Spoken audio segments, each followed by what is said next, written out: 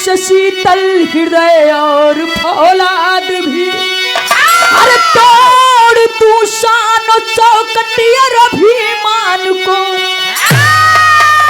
हो गया जो हुआ अब संभल कर रहो कैसे भूलूं बिरन के मैं बलिदान को।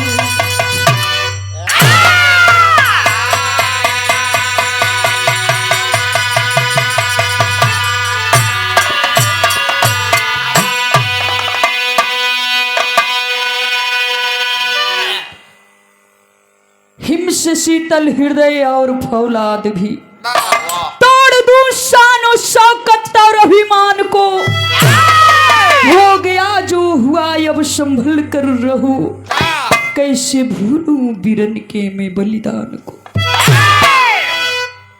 सुनने के बाद हे बाबूजी दिल दहल जाता है, लेकिन बड़ी सुंदर गजल में लिखे प्रलल कवि जी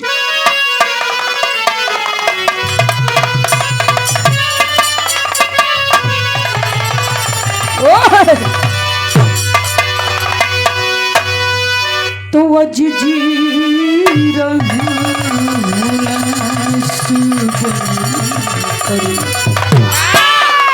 अज जी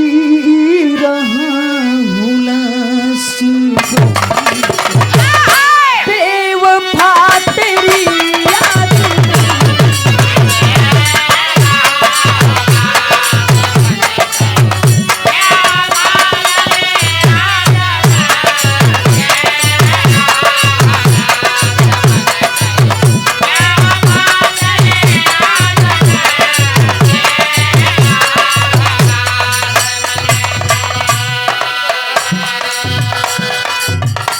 अज जी रहा हूँ लाश बनकर बेवफा तेरी याद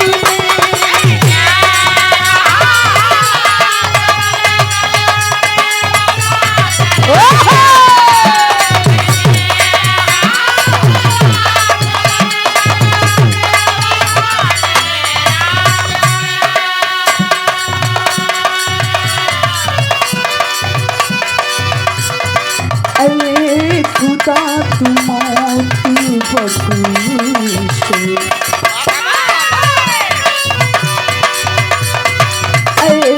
खुदा तू मौत बख्शे बंदे की फरियाद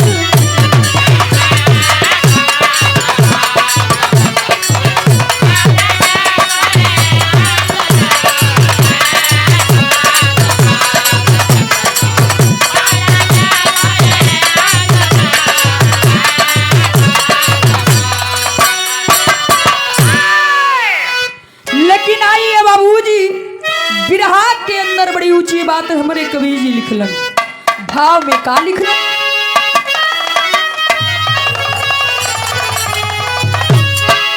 तो आज हो रहा है जुर्म कितना,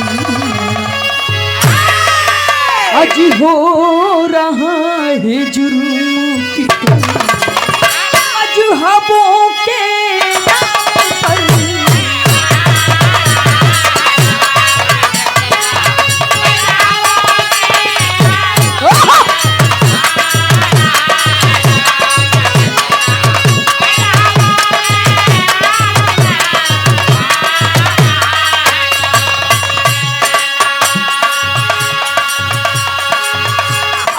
हो रहा है जुर्म कितना, मजहब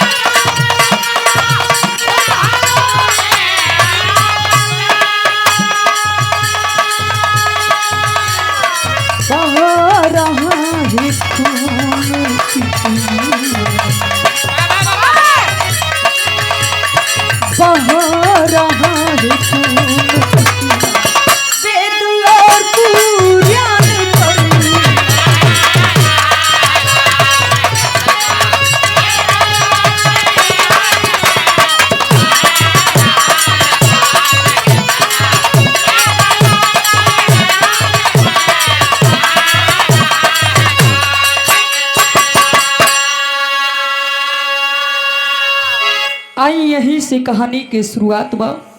कहानी कब और कहाँ के कौना समय के बा शेर में लिखे पड़ल कवि जी।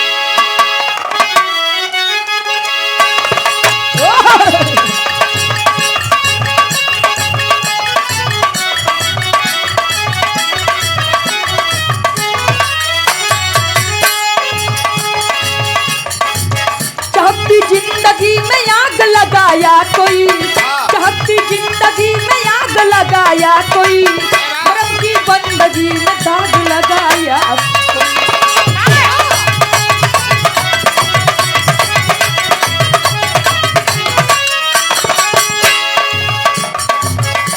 पंजाब तरन तारण जिला के अंदर, पंजाब तरन तारण जिला के अंदर रबेई हुई जन्म से ऋषि कन्नर।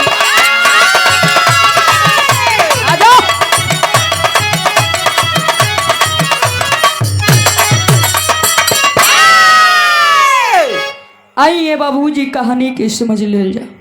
इसी भारत की धरती पर प्रांत पंजाब है, उसी प्रांत पंजाब के अंतर्गत तरन तारण जिला बा। वही तरन तारण जिला के अंदर एक छोटा सा गांव जौना गांव के नाम बेईपुई बतावल गई। वही बेईपुई का रहे वाला सरदार बाबू उधम सिंह जिनकर कही गो बेटवा परमजीत सिंह बतावल गई। शुरू से उनका दिल में जज्बा बा कि हम पढ़ लिख के सेना के जवान बनो। समय के अनुसार ये बाबू पढ़ना लिखलन, भर्ती देखलन, सेना के जवान बन गईलन। कई बार ड्यूटी गईलन, ड्यूटी से घरे अलन, तमाम तिलकहरू दरवाजे पे खाचे लगलन। सरदार बाबू उधम सिंह परेशान होके अपने बेटवा परमजीत सिंह के शादी के दिन तय कर देलन। इधर परमजीत सिंह ड्यूटी से घरे अलन, शादी के दिने बड़ी खुशी खुशी बारात गई, बड़ी खुशी से बड़ा बढ़िया से बियाह भइल, शादी भइल। वहां से जब घरे अलन दुल्हन ले के साथ में, उस समय एक लाइन गीत लगल कवि जी।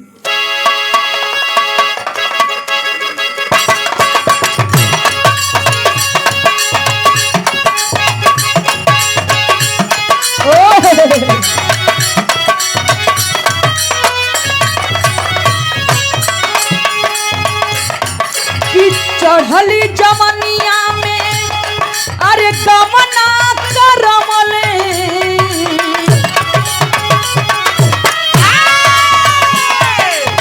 चढ़ली जमनिया में गमना करवले, छोड़ी के गईले बाहर।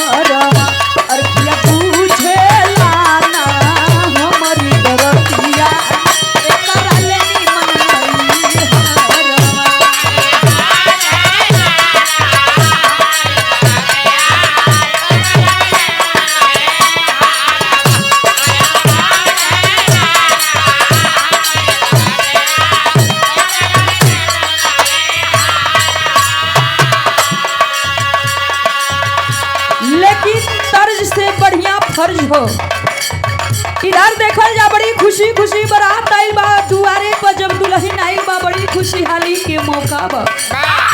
पंजाब में मेहरारून जैसे यहाँ भारत में, इधर यूपी में मेहरारून के नाम के पीछे देवी लगावल जाला, वैसे पंजाब में मेहरारून के नाम के पीछे कौर लगावल जाला। दोनों जानी का नाम राशि एक बा। लिखे पड़ल कवि जी।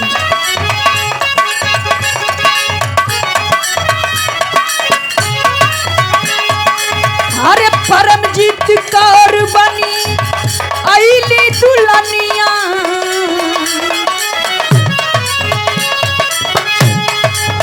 परमजीत कौर बनी आईली दुल्हनिया, घर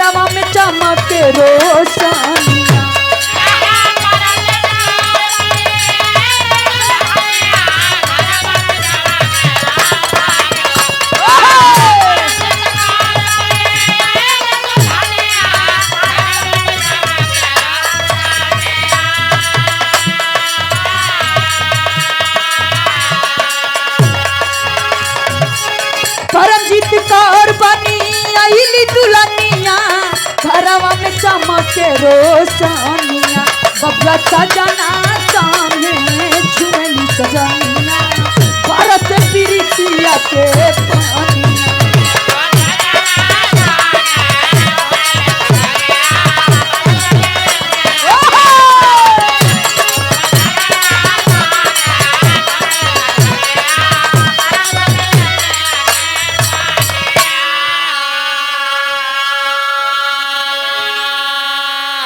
उनकर परमजीत सिंह बतावल गई इनकर परमजीत कौर। धीरे धीरे बाबूजी समय बीते लगल। समय के अनुसार भगवान परमजीत सिंह के झोली में 2 गो बेटवा 1 गो बेटी 3 गो औलाद देहलन। जैसे बुझाए कि दुनिया का तमाम खुशी भगवान परमजीत सिंह के झोली में ही डाल देले बड़न। धीरे धीरे समय बीतत बा ड्यूटी पर गईल बड़न परमजीत सिंह। ड्यूटी के दौरान एगो दोस्त से भेंट भइल। कंपोज गीत लगल कवि जी।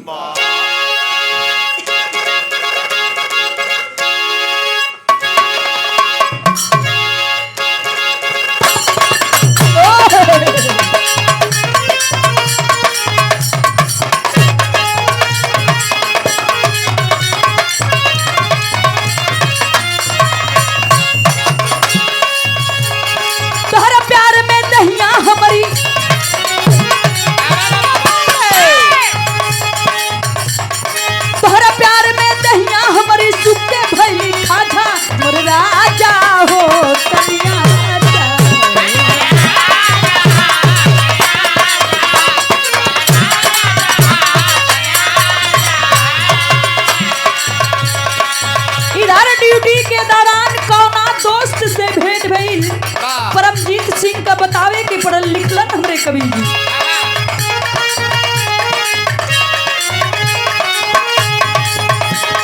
प्रेम सगर संग परमजीत के प्रेम सगर संग परमजीत के खूब जमेले यारी करिया गेले यारी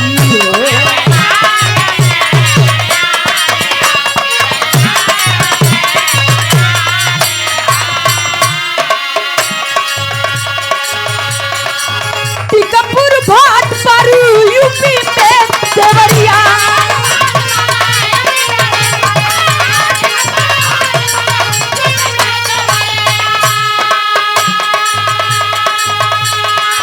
प्रेम सागर पाले हबी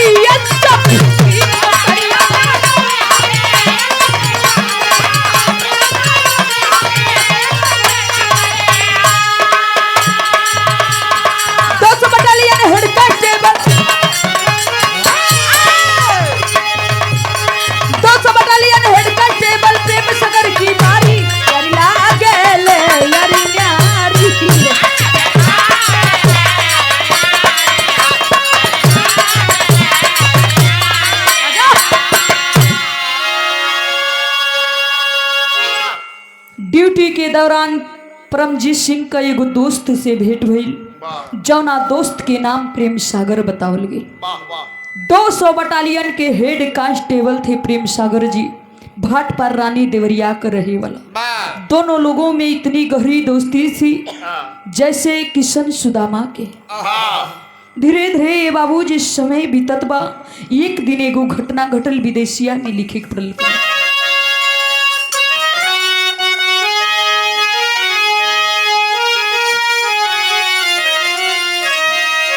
अरे कुछ दिन समैया धीरे धीरे बीती गईली हो।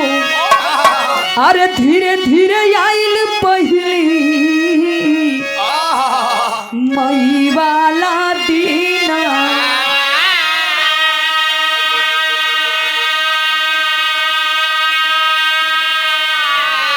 पुंछ जिला में ढर सेक्टर अरे कृष्णा घाट सीमा पर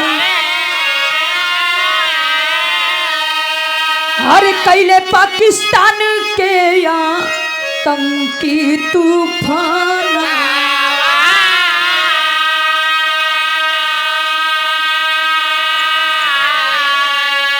हाई बॉर्डर एक्शन टीमा घुसे अरे भारत में मुदैया हो। आये का ये का गोली बारी करे बेईमाना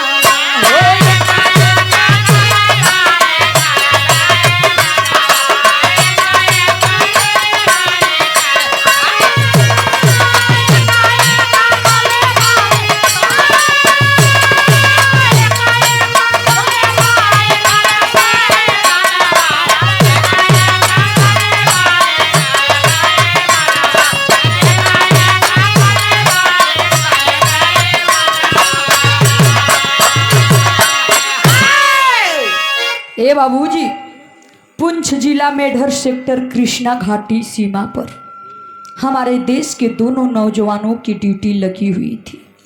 उसी समय कुछ पापी पाकिस्तानी आतंकी हमारे भारत के अंदर खुफिया रास्ता से प्रवेश कर जाते हैं और छुप कर वार करने लगते हैं। इधर से भी जवाबी में हमारे देश के दोनों नौजवान गोली बारूद चलाना शुरू करते हैं। वीर रस तर्ज लगल कवि जी।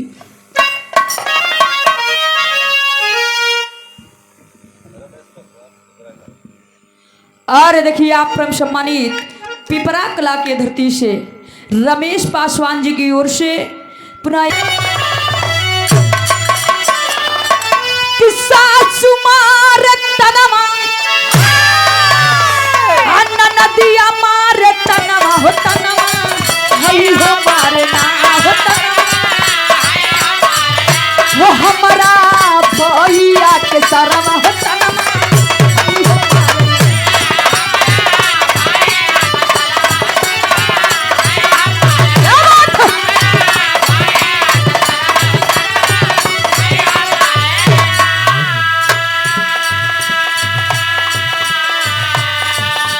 लेकिन बाबूजी इधर से हमारे देश के दोनों नौजवान पापी पाकिस्तानियों को भगाते खदेड़ते हुए करते हैं क्या कवि जी? दोनों नौजवान चल रहे, दोनों नौजवान चल रहे आधी तूफान हमारे सनमा अरे सनमा चल जाई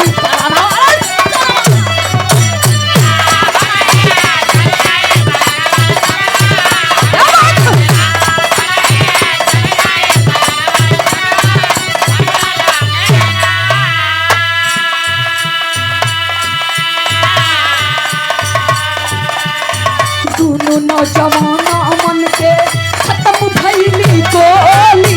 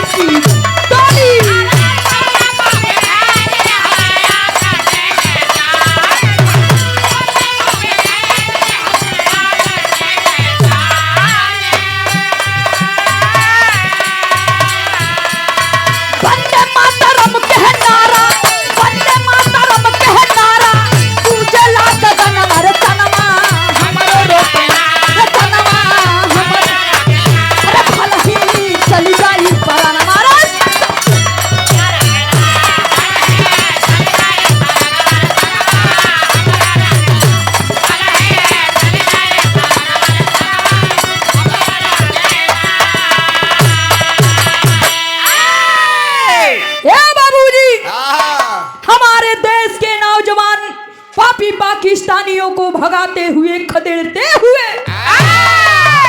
लगभग पाकिस्तान में घुस जाते हैं। पाकिस्तान में कब घुसते हैं दोनों नौजवानों को तब पता चलता है जब एकाएक गोली बारूद खत्म हो जाती है।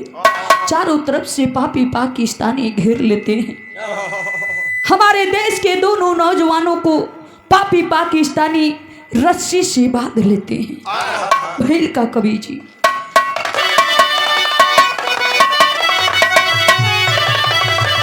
हरे राम भारत के सिर फेरे में पड़े, वो भारत के सिर फेरे, वो भारत के सिर फेरे में में पड़े, तब दुश्मन छल से घेरे हुई तनिक ना तेरे हो तेरे हो।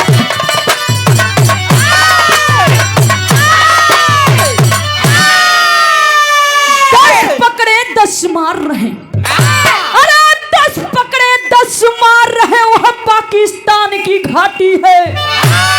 इधर क्या शान दिखाते हो, फौलाद मर्द की छाती है।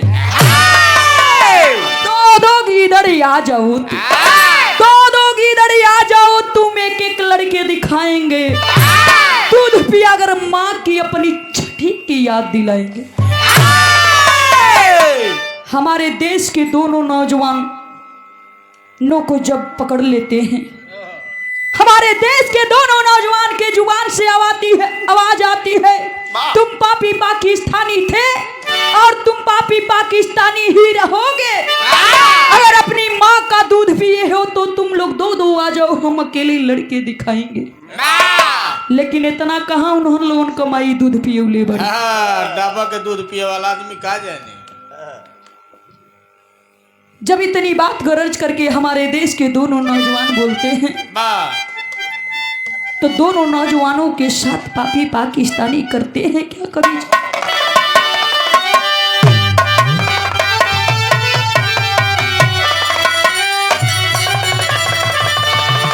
अरे सरमन के बाधी के गतारियानु हो, कैले एकदम लचा,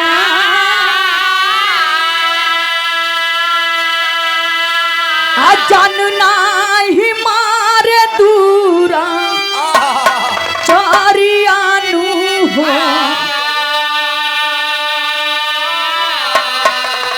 महरे छपू छपू कटा।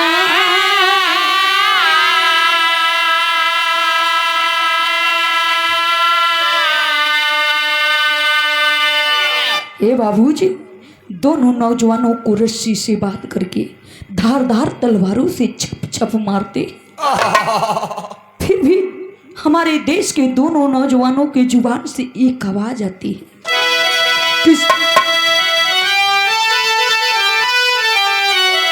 अरे भारती मतारी के दूनो दुलारावा,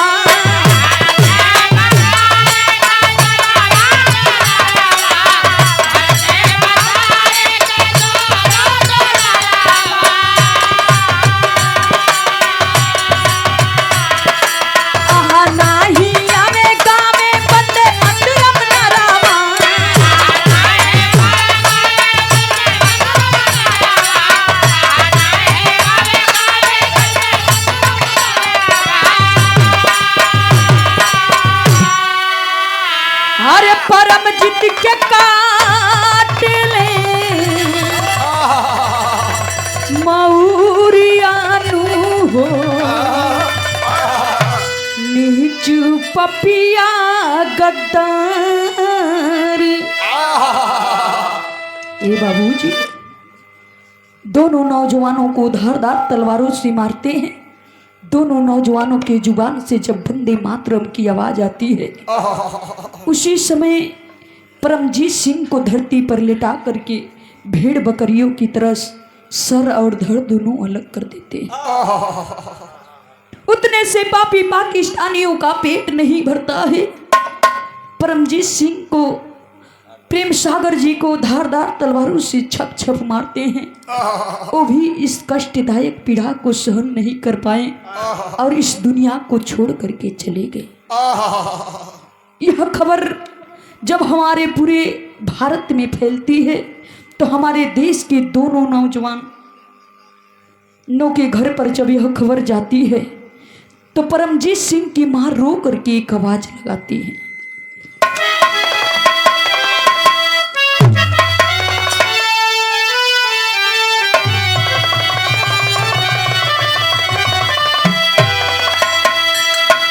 अरे परमजीत के घर जाबू आइल बखबारी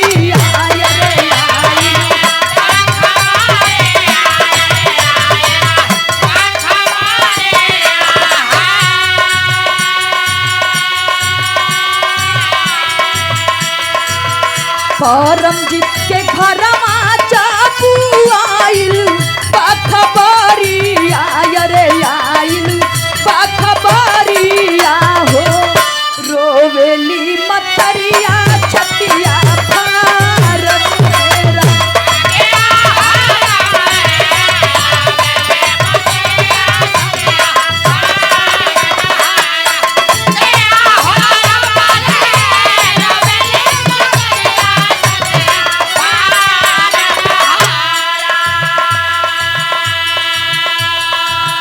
इधर ए बाबूजी परमजीत सिंह कमाई छाती पीट पीट के रोत बड़ी कि लाल तू हमरा से वादा कैले रहला कि माई हम कई साल से होली पे घरे नहीं खिया पाओ। सोचत थी कि ये बार तो हम लोगों के संगे होली मनाई। अगर हम जनले रहती कि तू उधरे से होली खेल के आईबा तो हम तोरा के कबू हो ना कहले रहती। अभी खातिर के तू भले हुए जन बॉर्डर पे ड्यूटी कैले रहता, अपने देश के खातिर लड़ाई कैले रहता, लेकिन लाल हम कब तोहरा के घरे ना बुलौले रहती। इधर उनकर धर्म पत्नी आबाद पड़ल बड़ी लोग समझावत बा कि मारी गईली मतिया छतिया पीटे ई गुजारी आये पीटे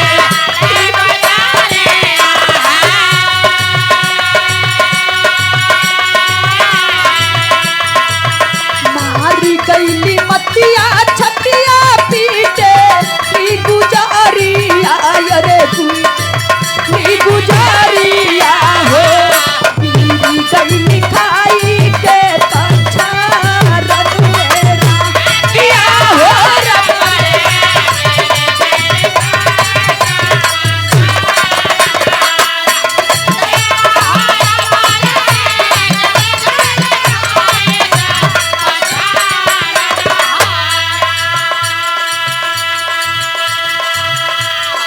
इधर ए बाबूजी उनकर धर्म पत्नी आबाद पड़ल बड़ी लोग पानी छिड़कत बा समझावत बा बुझावत बा पूरा गांव टूटल बा। कई गांव के लोग आइल बा जे जही से सुनत बा के तहे से दौड़त भागल भइल बा।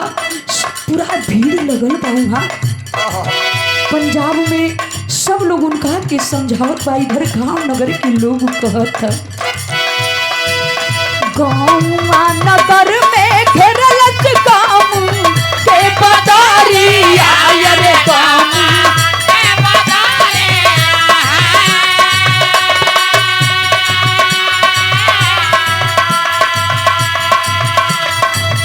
गाँव नगर में घेरलत काम के बदारिया रे काम के बदारिया हो सारोवरिया लऊ के लाया भारत मेरा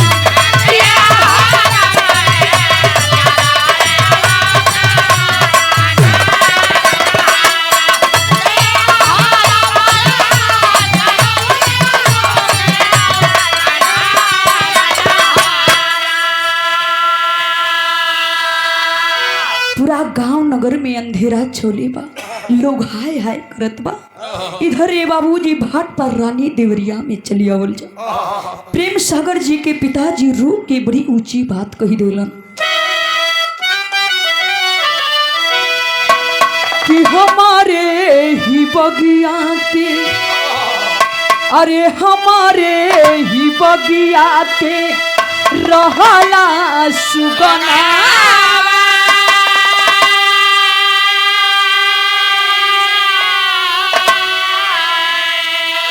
हमारे ही बगिया के रहला सुगनामा सुगनामा कहमा उड़ी गईल हो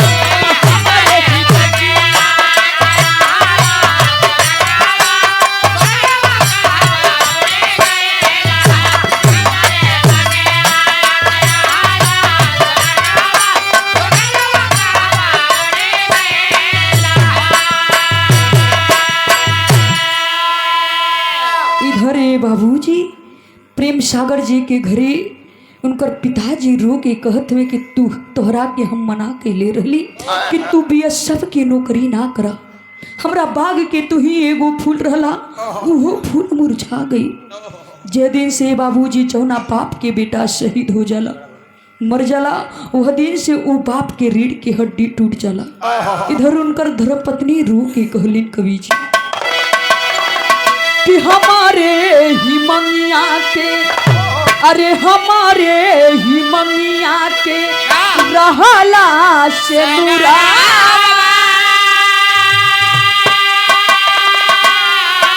हमारे ही मंगिया के रहला से नूरावा, से नूरावा कहमा उड़ी गईल हो।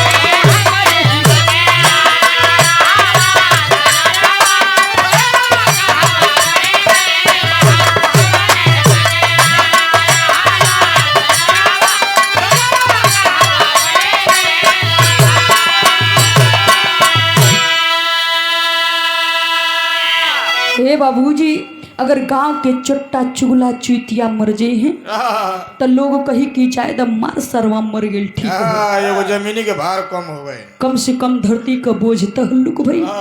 लेकिन हे बाबूजी, वही किसी का बेटा, किसी का लाल अगर शहीद होता है तो उसके लिए पूरा भारत रोता है। दोनों घरे रोवन पीटन परल बा। यह खबर जब पूरे भारत में फैलती है तो हमारे देश के नौजवान करते हैं क्या, कवि जी पट में लिखी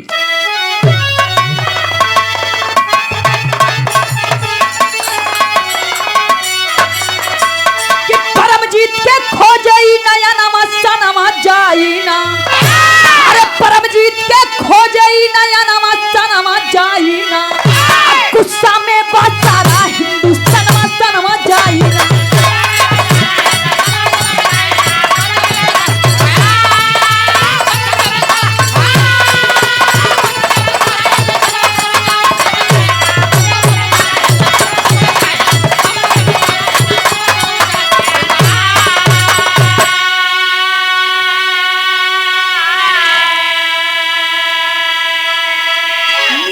खलबली सेना अंदर सब गईले बौखलाई हो, अब पाक सीमा के अंदर घुस के 10 के मार गिराई हो। अरे पाकिस्तान ना पाक तोरी मनवा मसनमा जाई ना, भारत हो शहीदन के वतन मसनमा जाई ना। उसी समय बाबूजी भारत में घुसकर लगभग 10 कैंप उड़ा देते। पाकिस्तान में घुसकर हमारे देश के नौजवान लगभग 10 कैंप उड़ा देते हैं। आल्हा में लिखे पड़ल कवि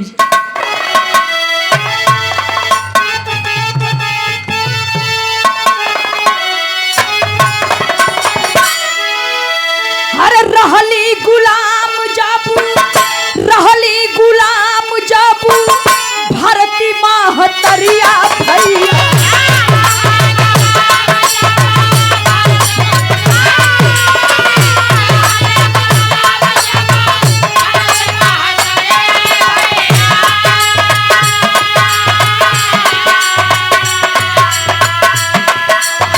शेखर भगत बिस्मिल मिल के कैले हो पाया।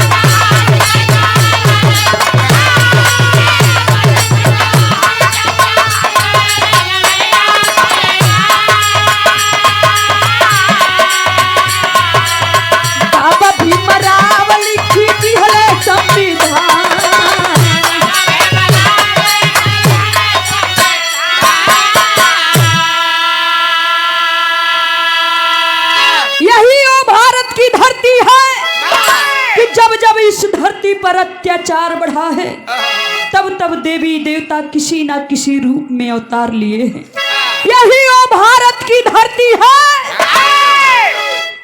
कि इस देश को आजाद कराने के लिए हमारे देश के नौजवान हंसते हंसते फांसी के फंदे पर झूल गए।